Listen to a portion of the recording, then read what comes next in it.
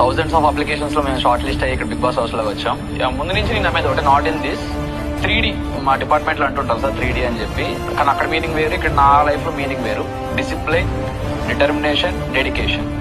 ఈ మూడింటితో పాటు big boss house లో ఇంకోటి ఏదైనా కాన్ఫిడెంట్ గా ఉండాలంటే అది కమిట్మెంట్.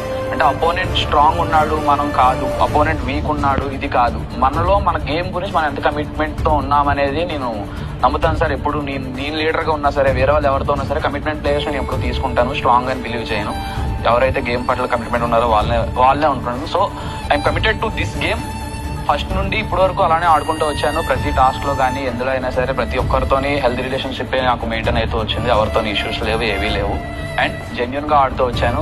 ఎక్కడ ఎవరికి ఎటువంటి విధంగా నాకు తెలియక ఏదో జరుగుండొచ్చు, కానీ తెలిసి మాత్రం నేను ఎవరికి అన్యాయం చేయలేదని నా feeling. So I'm definitely deserve this cup అని చెప్పి నేను ఫీల్ అవుతున్నాను సార్.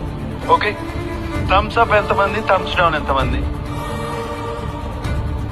All thumbs up.